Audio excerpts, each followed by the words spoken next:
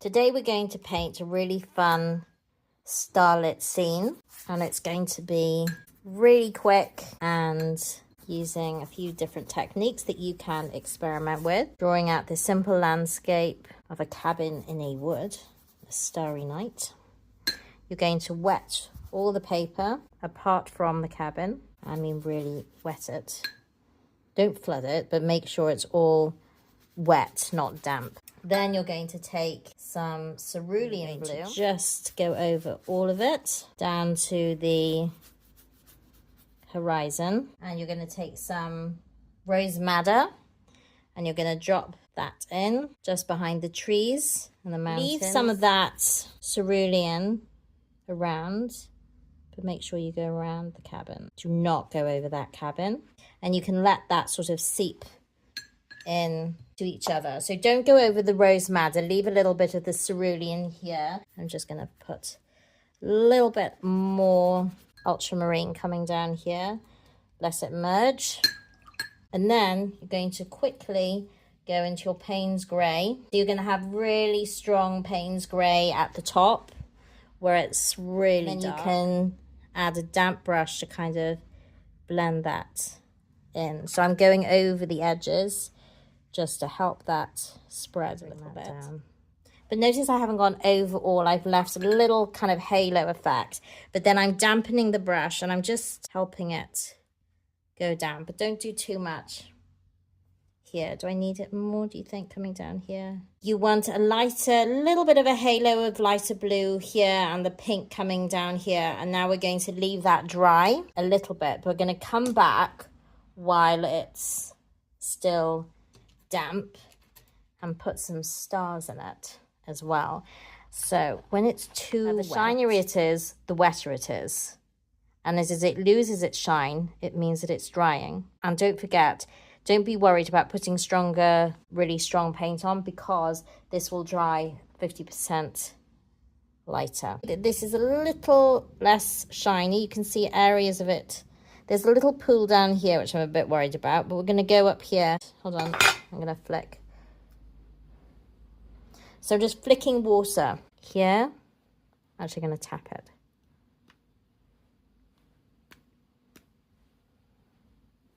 And you should see little stars coming. Don't do this too much, but I'm just going to do it because you can try it in the corner and see if it is showing up. So you can make it very, very starry or not so much. I think we have some sort of Milky Way over there, but anyway, that's the cool thing about splattering with water, is that you just don't know where it's going to go. So I've taken my gouache, which is paint, which has got a sort of a wide top, the moon to be around here somewhere. And I'm going to just plant that in. Now, the wetter it is, the more paint will come off. But because we've left this for quite a while and I got carried away with the stars, this isn't going to come off. However, it should come off with a template for you to, aha. And we've got a moon. So this is when things go horribly wrong. I turn my back for a second. I've now got a whole puddle, a cabbage that's formed in the middle of my sky. So what we're going to do is I'm just going to go over again. So I've made sure that's completely dry and I'm wetting it again.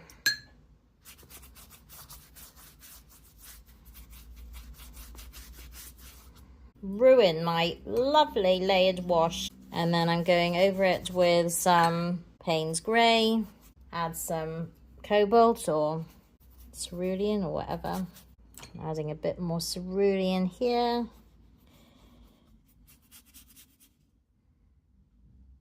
Make sure you don't go over the cabin. Problem is I really don't want to take out my lovely rose wash, but that's going to go as well at this rate. So I'm taking a damp brush. You can put a little bit back in that, just so that's seen behind the trees.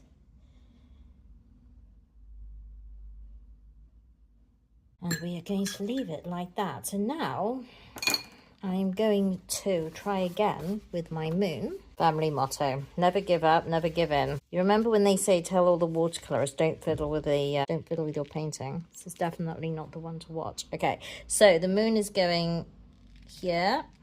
Just keep it down. And so, oh, there you go. And then we take a stiff brush and we're going to flick some stars over it again.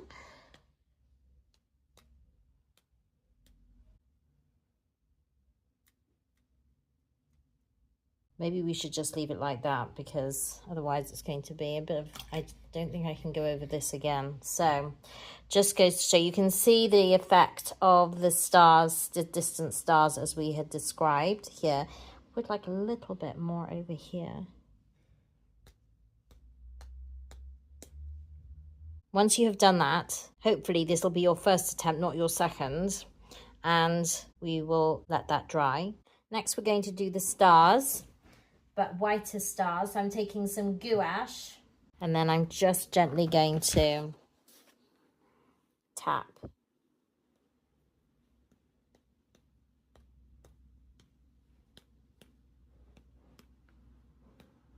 And I would tap randomly, obviously, it will be random, but try and have a little cluster over to the opposite side.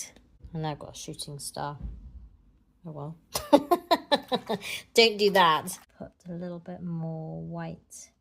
But please note what I'm doing is leaving some of it white than others, so it's sort of thicker, and then you can sort of take a damp brush and tease it out. And drop in the mountain here. You can overlap these trees. And while it's still wet, take a little bit of the Payne's Grey, just touch it in so you have some variety of tone, and you can take a damp brush and take that down.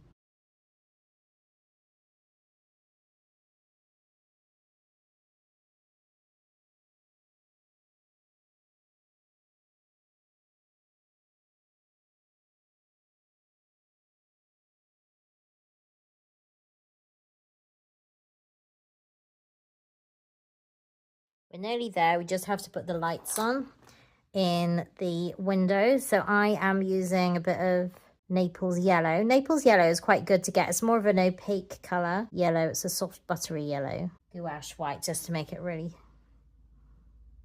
thick.